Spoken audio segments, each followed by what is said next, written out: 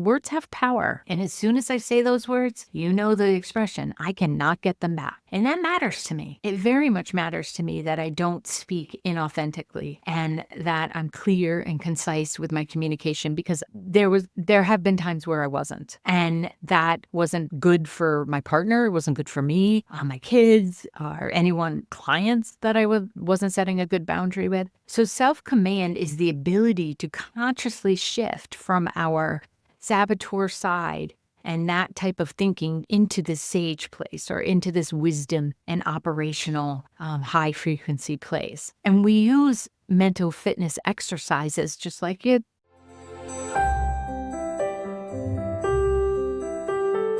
Hi there, I'm Vicky Baird, your mindset coach, and this is Intuition, Your Success Compass. And I like to lead our mindset with our wisdom, our intuition, our knowing, the brilliance that is every human that is here. They're willing to access it. So if you're watching this, I assume that you're willing to access it, and I appreciate that. So the combination of the work I do is intuition and coaching, obviously, but also using the positive intelligence framework created by Shirzad Chamine. And I love it because it so succinctly puts science with intuition, with life coaching practices, and with just intelligence and emotional quotient and all of that into one package. And it allows me to put my special sauce on it and to bring it to you so that you can use it in your everyday life. Because the more balanced we are, the more in tune we are, the more calm and peaceful, the more fun we're going to have here as humans. I personally believe, just like my hair is having some fun here, boys is sticking up all over the place, that our souls came in to be joyful and to help our human selves learn how to be joyful. And sometimes we have a hard time with that. And that's because of our left brain. And in our left brain, we have what you are, I'm sure, familiar with: the critic, the ego, the inner biatch, as I call mine, the judge, the housing authority for the saboteurs. Like, that's our left brain. It's a beautifully wired piece of mush for analytical, for planning, for being able to measure things. Oh, it's so beautiful. But it's not the best place for our emotions, because it tends to rely on fear and lack and negativity and all of that. So I am going to shine a little bit of light, as is covered in Positive Intelligence and taught, and through our training and all the stuff I'm doing in my Mindset Breakthrough course that you can check out on the website. Shows up every once in a while. I like to give focused attention to my groups, so I don't run them overlapping.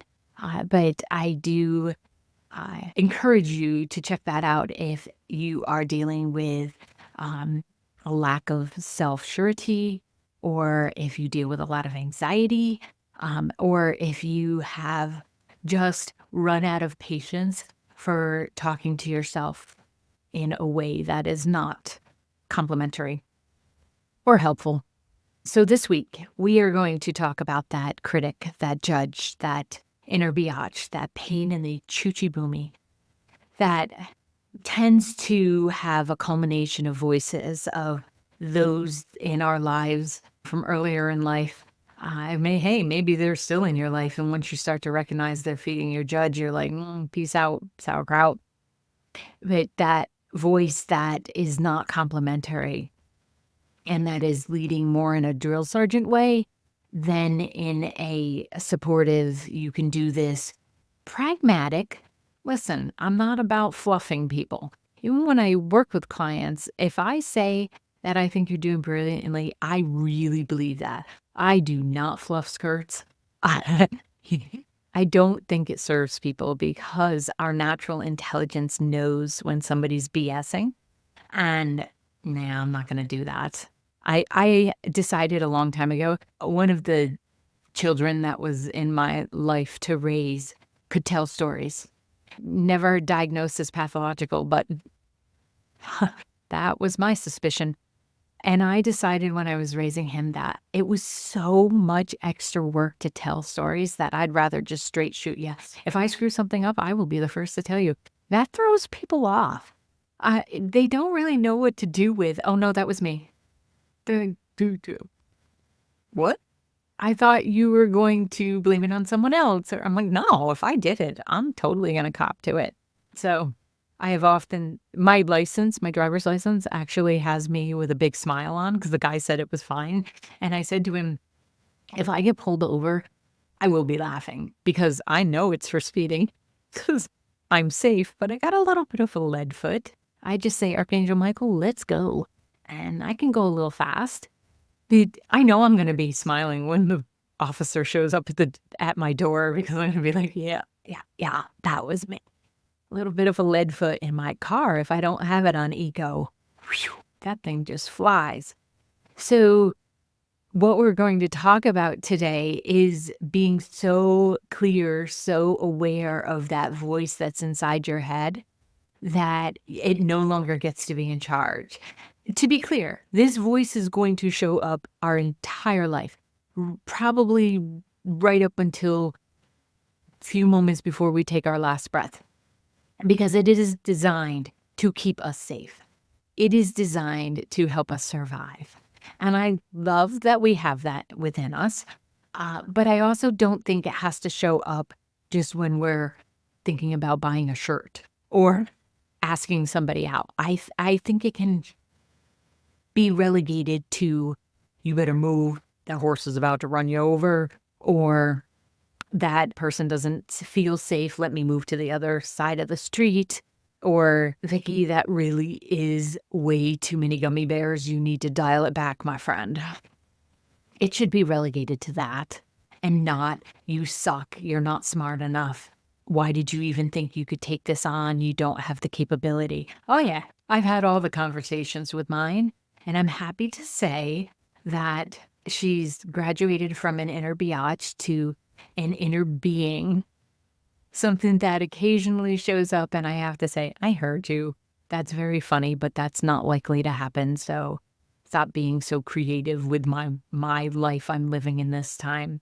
I know Mary Oliver says, be creative. What are you going to do with your one courageous life, one beautiful life? Sorry, Mary. But we get many lifetimes. It's just that this is the life we're living. So within our brain, let me just cover this quickly. We have different aspects. And again, this is according to positive intelligence, but also what I have witnessed in doing this coaching thing for 24 years. It just blows my mind. But I'm so grateful to be where I'm able to work with those that just light me up. I just love working with all of them. I just finished a session with someone who I have known, oh wow, it's been well over a decade. And it's just so beautiful to me when people show up and say, I don't know how to do this thing in my life right now, Vicky. And I'm like, okay, let's figure it out. Let's see what's going on at that root cause, at that bottom level communication that's happening and who's in charge of it. And let's strengthen your capability to be loving towards oneself and then come up with really great ideas. It's not just a hug fest over here. We are creating amazing businesses and contributions to the world, and I'm so blessed to be part of it.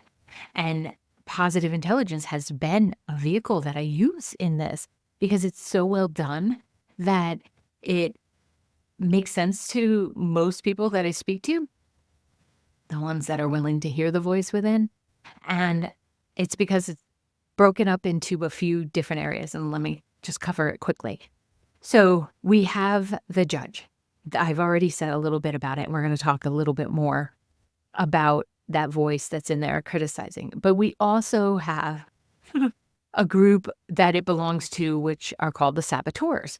Now, these have very many different names in different coaching methods or psychology and all of that. We're going to stick to what they're called for positive intelligence. So saboteurs, think of it as a negative mental pattern that is rooted in survival instincts, such as self-doubt, perfectionism, avoidance, that used to be one of mine, control, but they trigger stress and self-sabotage.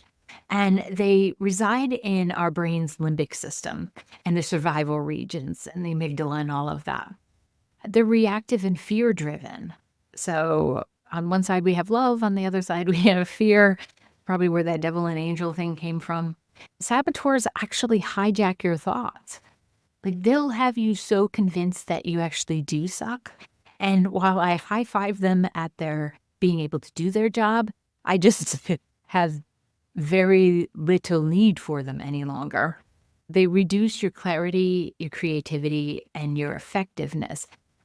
However, every one of our saboteurs also has this brilliant gift or supportive side. And that's what we want to encourage, right? We want to encourage the sage, which is the brain's prefrontal cortex.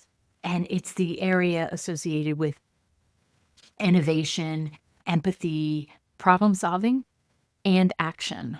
And action.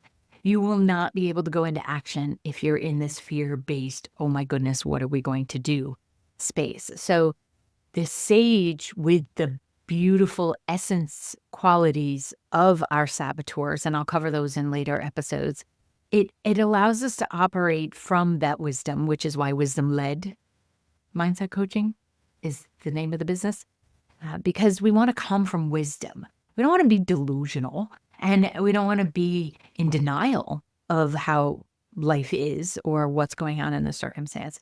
But we do want to be curious and full of possibility, because that will guide us towards the fulfilling life or to what we might consider to be success. It's different for all of us.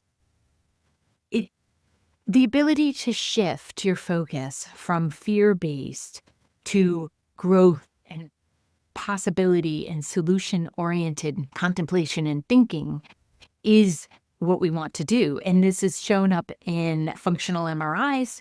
You focus on this for 8 weeks. That's why my program, the Mindset Breakthrough, it starts to power up, literally bring the power up in your right brain and more of a blood flow and more wiring there to encourage this way of being, so that your natural inclination is to go to supportive thoughts and problem solving in a way that is truly problem solving and not regurgitation.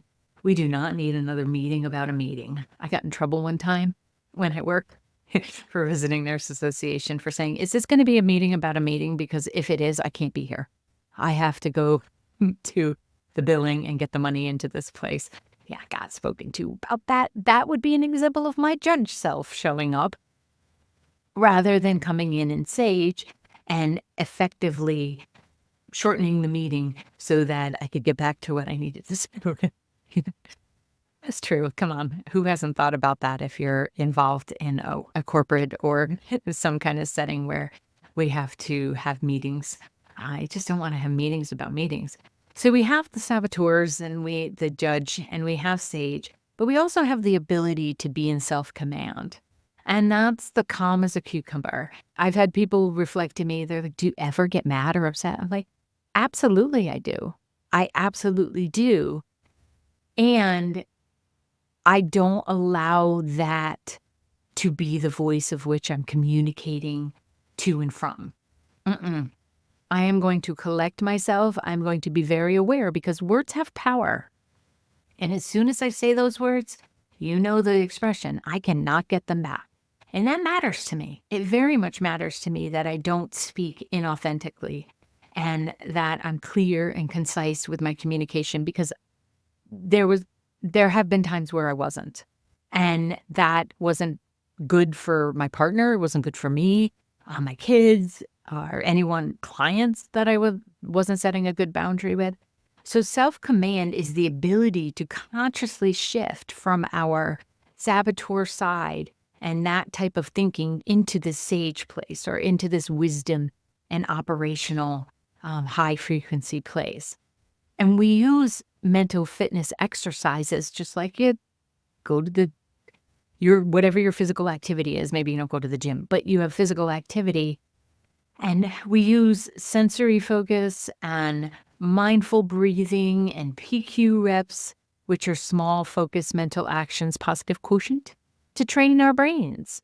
We want to weaken the saboteur's neural pathways and strengthen those of the sage. So it eventually, what it does is it also creates a direct correlation between the two hemispheres of your brain, because they don't work as one, they work independently. But we can create this, like one of those bridges that they're starting to make so that wildlife can cross over highways, since we've totally infiltrated their lands, so they can cross over safely. That's what you're doing when you're participating in mental fitness and in expanding your understanding of yourself.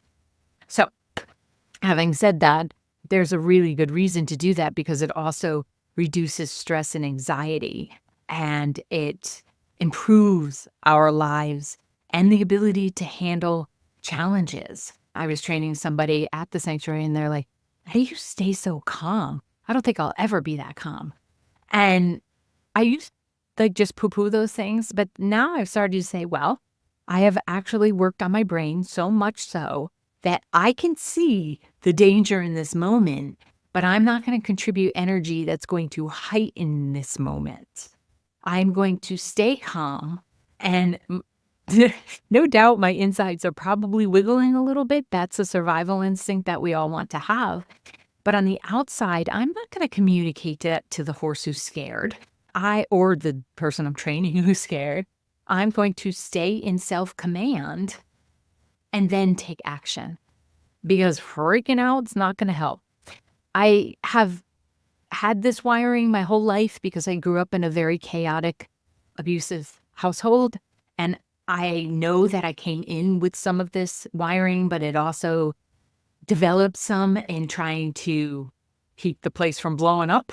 So I feel like I had a little head start in learning some of this, but that's why I'm also really excited about the fact that this stuff exists in a consistently practiced way. You can also feel that in and of yourself. So it's not something special in any of us. It's something that when we put the effort in, we can expand as well. So let's start with the judge, because that voice that lives in there, that criticizes you, criticizes others, and circumstances. We're not just in ourselves, right? Like if you have a strong judge within yourself, you're judging others, you're also going to judge circumstances. And that's like, sometimes people will say to me, I've always picked the wrong partner, or I had such a crappy childhood. Those things may be true, but if you continue to judge them, you're not going to be able to see the gift or the opportunity that came about as a result of them. So my chaotic childhood developed my intuition very strongly. Like I could feel when my father was heightened, and I would just know, don't go home, Vic, for my personality annoyed him. It just did. Probably my mouth too. But that voice that's inside of you, it's not just judging you, it's judging others, and it's judging circumstances, and it's taking up a lot of your time. So it leads to some self-doubt. And I see this a lot in working with the people that I have, but I also see it within myself, because when I was deciding to go into the positive intelligence, at first I'm like, this will be great for the clients I work with now. And then I thought, no, I'm really good at this. I am really good at naming where the intuition is stuck, developing the brain, helping to develop the brain in someone so that they can then merge the two. And then when I started to think about it, I'm like, people don't want to hear about this, Vicky. They want to hear about crystals. They want to hear about angels. They want to hear about your work as a medium. And that judge voice kept me held back for quite a while, because I was like, I can't do this.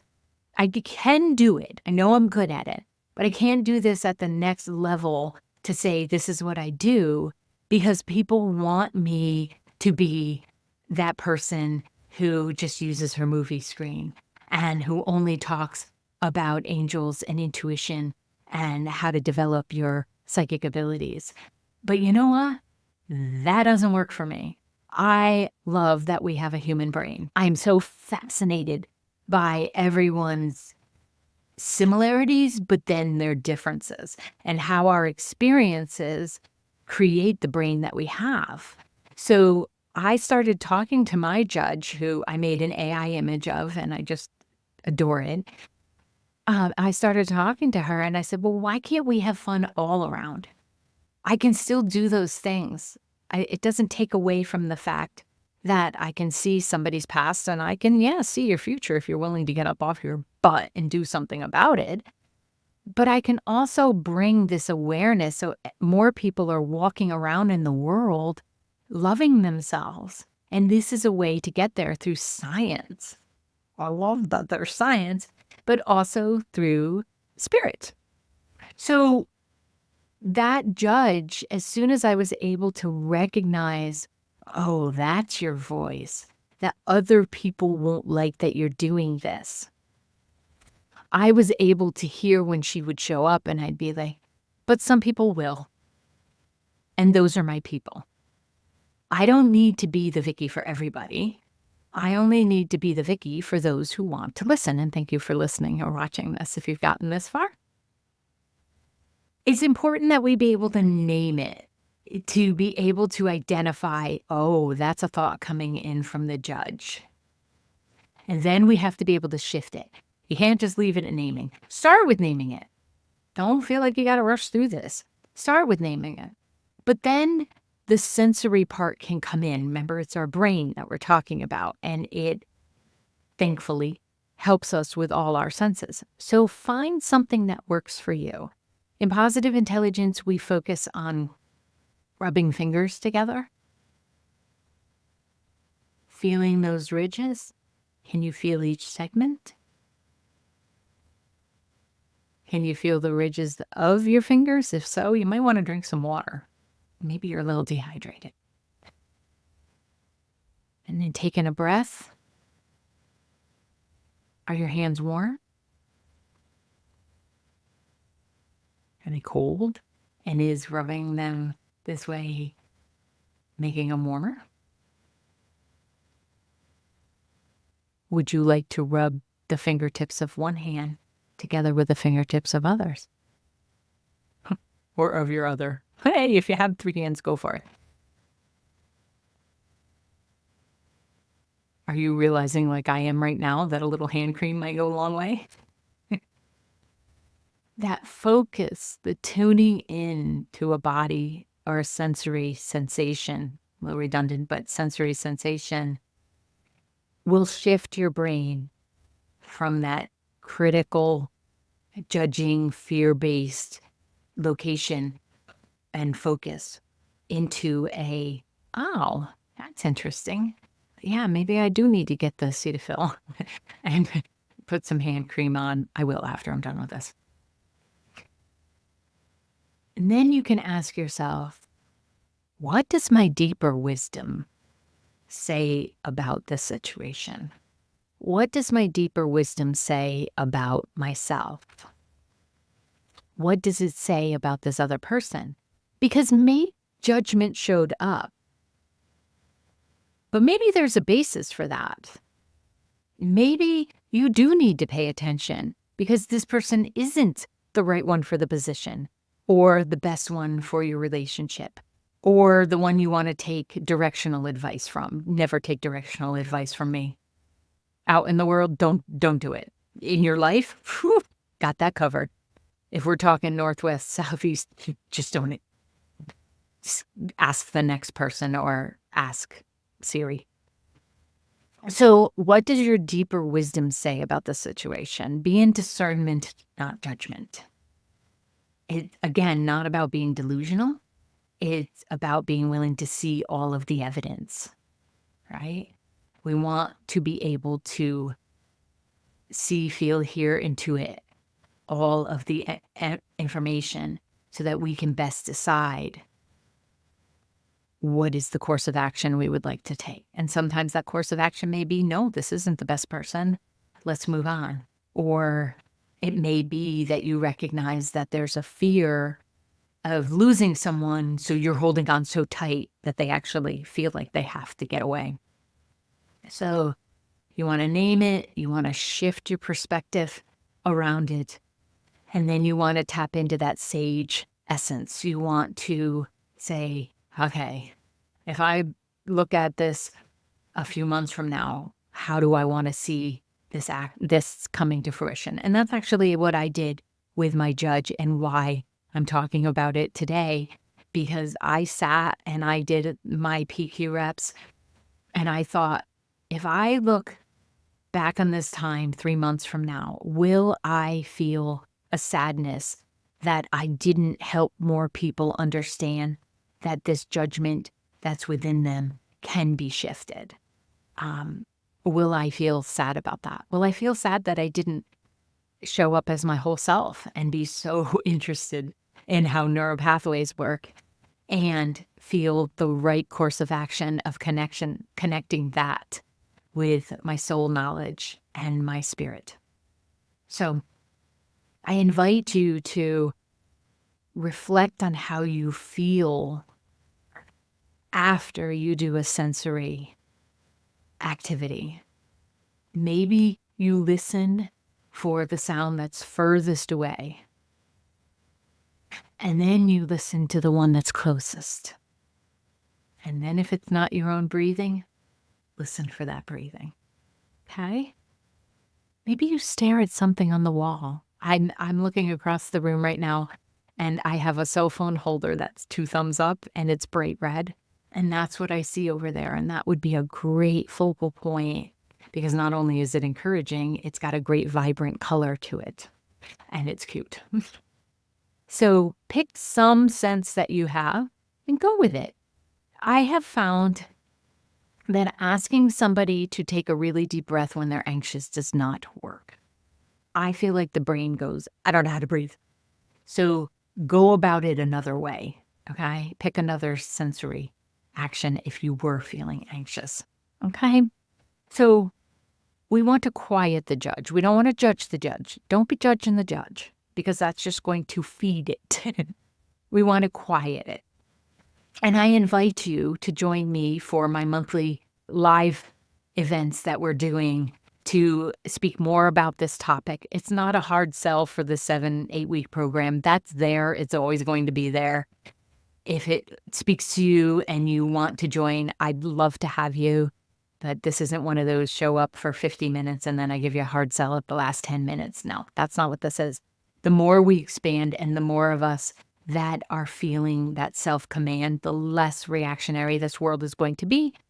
And I believe that will also help with how much we care about each other and how much we bring peace to our world. So we had last month, it was align your mind, or clear the clutter of your mind, and then conquer your saboteurs will be the next one.